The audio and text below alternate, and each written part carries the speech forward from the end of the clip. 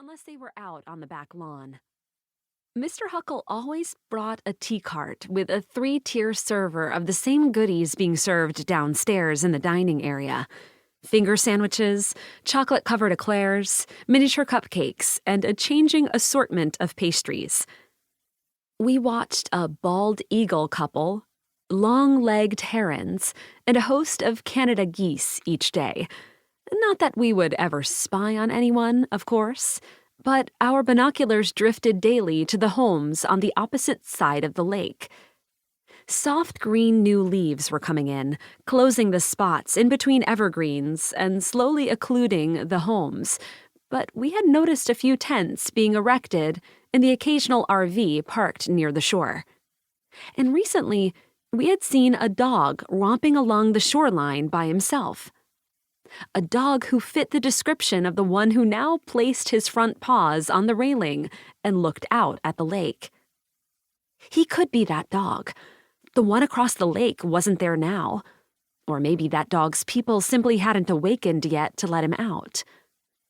I went back inside and opened the door that led to the grand staircase. The 2 dogs and Twinkletoes raced down, with me lagging behind them. The Sugar Maple Inn was home to me. I loved everything about it, from the quirky guests to the sumptuous breakfasts and the beauty of the mountains as the seasons changed. But living where you work can also wear a person out. So I welcomed the rare periods when there weren't any major events going on in the little town of Wagtail. The only big thing happening that week was my grandmother's birthday, and she had already put a damper on all suggestions of a big celebration. My father's mother, Liesl Miller, whom I called Oma, German for grandma, was having a major birthday, but she didn't want a party. Even though she was the mayor of Wagtail, she insisted that she wasn't more special than anyone else, a notion that I admired. It probably lay at the root of her popularity. Even though she had a lot of clout, there wasn't a resident of Wagtail who couldn't approach her personally about some issue or problem. We coaxed her by making threats like, "You know we're going to do something to celebrate. Would you prefer a surprise party?" She finally agreed to dinner at her favorite restaurant, the Blue Boar, but insisted it be limited to family and close friends.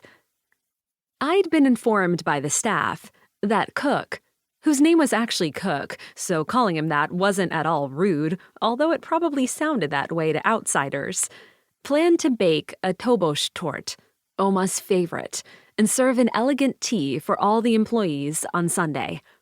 It was a surprise for Oma, though. I wasn't to breathe a word. In spite of her reluctance to celebrate, I knew Oma would enjoy that, especially if it didn't involve gifts. Oma liked to say that she didn't need anything except the pleasure of someone's company. That was a gift to her.